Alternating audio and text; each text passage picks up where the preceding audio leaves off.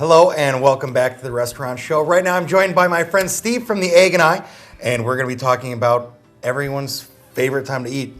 Breakfast time, breakfast food, fantastic food over at the Egg and I. Thank you. Appreciate you inviting me again. And it looks like we have some really good stuff lined up today. I know we teased it a little bit last time you were here.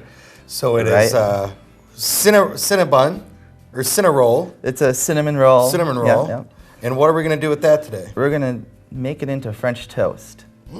Okay, that sounds good. Two great breakfast foods we're going to combine as one. Cinnamon roll, French toast with that. So what was kind of the inspiration behind that? Is it just taking a lot of good different foods and putting them all together as one? Well, yeah, there's a little thought behind that. We don't actually do cinnamon rolls, but people, love cinnamon rolls. So why don't we just put it together and make it into something fun? So that's pretty much what we're doing, is something fun. And yet it's really good. Well, of course. So these, of course, being that they are not intended to make French toast out of, have to soak a little longer than normal. Sure, to let it absorb. In our custard that we make in the store, like everything else. Yeah.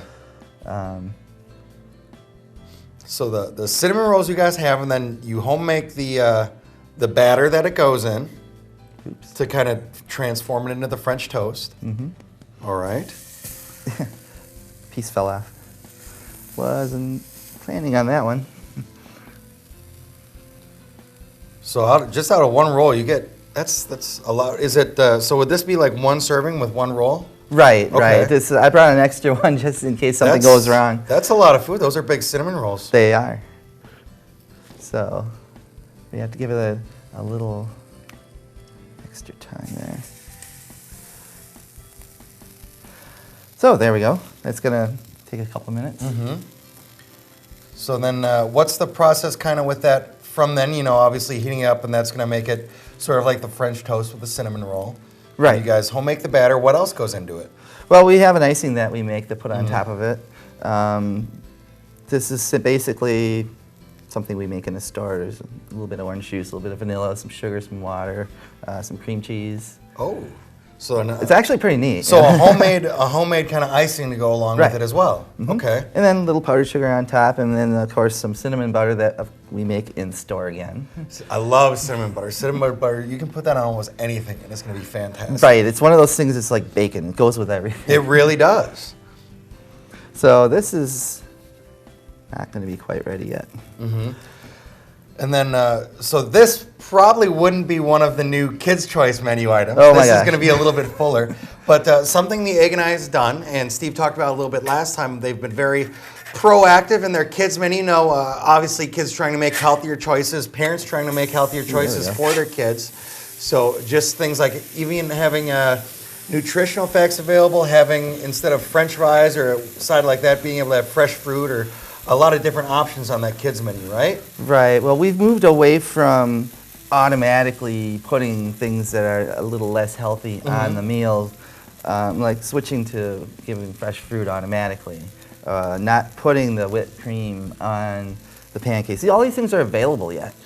Yeah, this is a healthier. It's kind of if you promote it as being, the less healthy way, people are going to just go with that.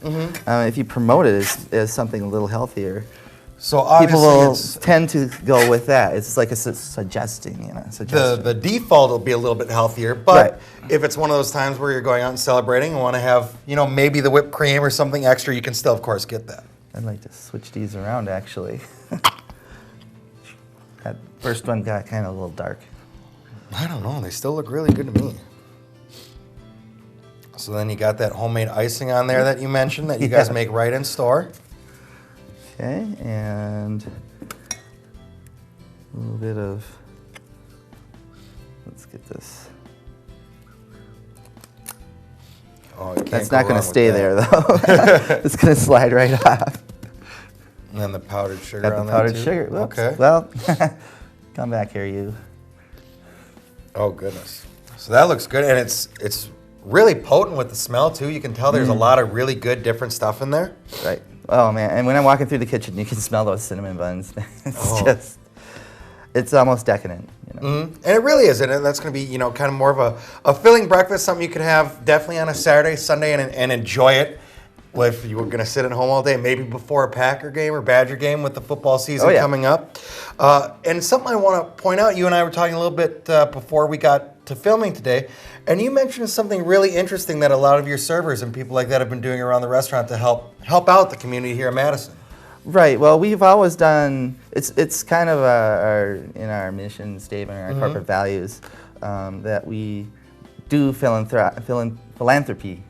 Some things to give back to the community. Sure. One of the things that the staff got together a couple years ago, they said, why don't we just take all the tips we get from our carry-out meals and donate those to charity. All right. And we also put out a cup, and people can just throw money in it.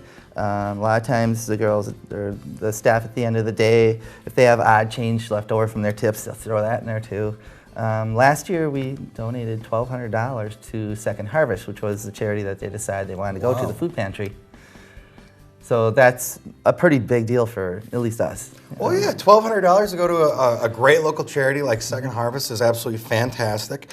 And on top of that, you guys also have been winning or placing for a couple of awards and getting your name out there a little bit more. Tell us a bit about that. Yeah, well, as we've been mentioning all along, last year, at the end of the year, we won In Business Magazine's Executive Choice Award for Breakfast in Madison. And Saturday, the Wisconsin State Journal published its 2015 answer book, and in it they put their Madison All-Stars, which was another, I guess you would call it a contest, Sure. Where people vote for places they like to go to eat in Madison. And we were a finalist. We didn't actually win, but we took third, which I think is pretty darn good in this town. I think being a finalist, that's as good as being a winner. It's going to let people know about it, and they definitely deserve it because they do have absolutely fantastic breakfast food. And you know, when you see that little change jar there, make sure you throw some cash in there too. It goes to a great cause, stays right here in Madison. So they have a healthier kids' choice menu, a fantastic menu all the time,